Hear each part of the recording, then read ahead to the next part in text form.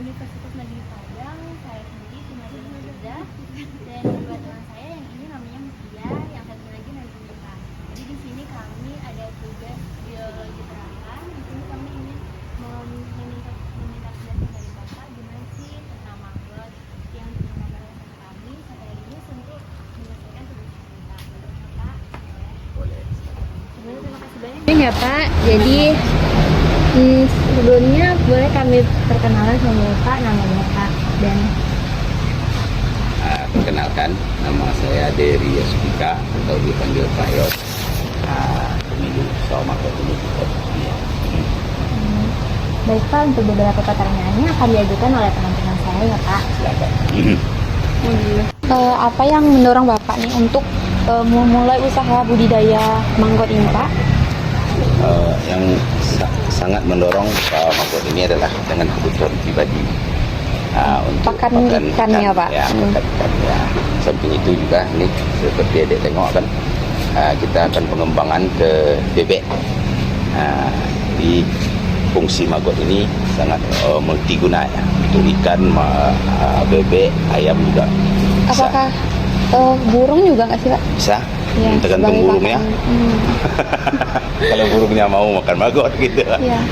Ya. Kalau boleh tahu nih Pak, sejak kapan Bapak memulai usaha budidaya manggot ini Pak? Kami baru mulai sekitar 10 bulan atau setahunan lah baru mulai. Di tahun 2024 ya Pak? Iya, Januari 2024. Menurut Bapak nih Pak, apa manfaat utama dari budidaya manggot ini Pak? Manfaat utamanya maggot ini di sisi untuk ikan, mengurangi kos pakan kita. Jadi dengan ini petani bisa lebih banyak memperoleh keuntungan karena kosnya lebih kecil dari kita menggunakan pelet. Ya, karena memanfaatkan sampah juga ya Pak? Ya, itu kita memanfaatkan limbah yang merusak lingkungan kita manfaatkan dengan maggot. Jadi gimana sih Pak caranya pertama kali kita kalau mau membudidaya ini? Kalau teknisnya atau caranya, adik-adik mau dari indukan atau dari telur bisa. Kalau dari telur, ini dia diremahkan ada indukan.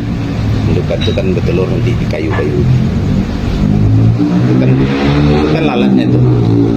Yang tentara hitam itu yang main di maggot itu kan ada istilahnya tentara hitam. Kayak lalat, dia akan bertelur di kayu-kayu itu. Dan di telurnya akan dipanen, kita letakkan ke wadah. Setelah menetas di wadah itu, baru kita masukkan ke wadah lebih besar. Di sinilah dia fungsinya memakan limbah, itu limbah hasil sampah organik ini di sini dia. Kalau berternak manggot ini kira-kira tantangannya apa ya Pak? Tantangannya kalau untuk peternak, untuk bisnis, tantangannya adalah pemasaran. Yang pertama, yang kedua adalah pakan dia itu, limbahnya bukan limbah yang seperti dikira sampah masyarakat bisa diambil. Tidak semua sampah yang bisa. Dia sayur, buah-buahan itu pun hasilnya kurang bagus. Tapi kalau dia pakai limbah nasi bekas lebih bagus. Oh, jadi limbahnya juga dipilih ya Pak ya? Ini kalau sayur-sayur aja dia emang besar juga, cuma kualitas maggotnya tidak bagus. Pak, selanjutnya untuk pemanfaatan hasil budidaya maggot ini, bagaimana maggot ini yang sudah panen itu biasanya digunakan untuk apa saja Pak? Maggot yang telah panen itu saya manfaatkan untuk kepentingan untuk kebutuhan saya sendiri. Ikan, kalau berlebih ada permintaan baru saya jual. Yang ya utamakan untuk usaha saya sendiri. Berarti ikan bisa makan maggot Iya. Pak? Ikan ini makan maggot semua. Ikan apa itu Pak? Ikan patin, ikan lele, ikan nila, makan maggot.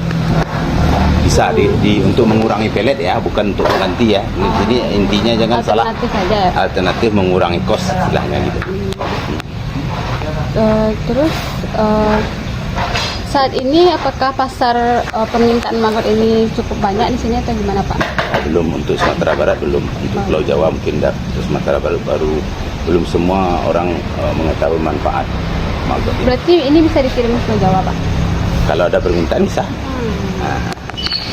Nah, selanjutnya Pak, kira-kira seberapa besar potensi keuntungan dari budidaya maggot ini Pak? Kalau keuntungannya bagus, kalau kita memakai pemakai langsung cukup bagus untuk kosnya ya. Yang biasanya kita memakai pellet sekitar 10 karung, dengan adanya maggot kita cuma pakai 5, separuhnya, separuh. iya. Dengan perbandingan harga lebih separuh dari pellet ya. Nah, mungkin ini pertanyaan terakhir Pak, bagi kami yang pemula ini apa saran Bapak untuk dapat mencoba budidaya ini Pak? Kalau pemula untuk mencoba budidaya maggot harus kita siapkan dulu pemakaian kita, bukan untuk komersial ya. Nah, jangan untuk dijual, manfaatkan dulu. Ya. Kalau enggak, maggotnya 14 hari, 15 hari enggak bisa dipakai lagi. Makanya dia umurnya 15 hari kan. 15 hari kalau enggak apa dia jadi induk lagi dia. Nah, Berarti yang dimanfaatkan tuh anakannya Pak? bukan yang itu maggot, ulat itu yang dimanfaatkan untuk apa? Kalau lewat itu dia udah hitam, udah jadi lalat dia lagi. Ada yang warna hitam itu yang dijual katanya Pak? Ya itu indukan tuh. Nah, mau jadi lalat dia setelah putih itu lewat dari 15 hari dia udah berubah warna kuning-kuning langsung hitam jadi kepompong jadi lalat dia lagi. Jadi siklus dia terus dari lalatnya dia bertelur jadi ulat lagi jadi. Kalau dari yang kayak Pak, kalau dari kalian berapa? Mungkin baca katanya harga kalau dijual ya Pak, harga mangga itu yang udah dewasa, yang indukannya yang lebih mahal ya Pak dibanding Ya indukan ya. karena indukan itu lebih mahal, tapi kan tidak semua orang butuh indukan. Untuk pemasaran indukan berapa lah sekilo itu udah banyak dia kan. Tapi untuk konsumen ini yang lebih bagus satu. Karena masih penggunaan pribadi bukan untuk komersil ya Pak. Kalau kita mau usaha itu utamakan usaha kita baru sisanya bisa dijual. Tapi kalau kita bikin untuk dijualnya tidak dibeli orang, usahanya cuma gitu. Dari pemerintah ada nggak Pak? Bang, Sosialisasi itu ini gitu ada ya, Pak? sosialisasinya sampai sekarang saya belum masuk karena saya mandiri ya, bukan kerjasama. Ini Ya, sekarang PT katanya Semen pun ada kerjasama. nah, ya, arahan dari pemerintah daerah memang ini, cuma saya juga bergerak sendiri tanpa dukungan. Semen Padang juga menggerakkan ini sama banyak bantuan-bantuan dikasih itu. Nah dia pemanfaat limbah kan. Ya katanya kalau untuk mangga ini lumayan banyak kan Pak makanan untuk Pakannya banyak. Iya kan, Pak? Iya, dia makannya makanya permasalahan yang besar itu pakan. Nah, pakan dan pemasaran. Nah, itu aja. Kalau untuk bisnis ya. Tapi kalau kita usaha untuk kita sendiri enggak ada masalah. DLH ingat mobil sampah itu yang masih yang sampah organik saya. Kalau dari masyarakat, simpah masyarakat tidak mencukupi. Warung nasi pun limbahnya masih gini enggak. Dia per kilonya 1 kilo maggot itu sampai panen itu menghabiskan 4 kilo sampah organik. Sampai 4 kilo untuk 1 kilo maggot. Nah, ada 100 kilo berarti 400 kilo. ya. sampah organik 400 kilo 1 truk ya. Dengan budidaya mangga ini itu bisa sebagai pakan ikan ya Pak. Iya.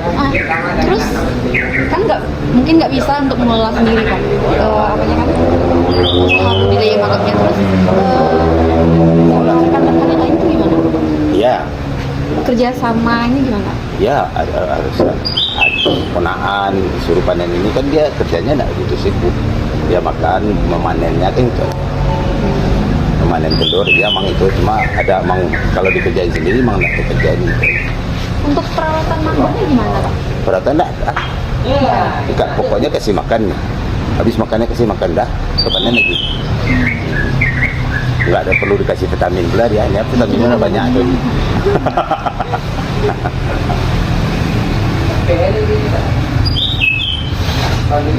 Oke. Mau foto.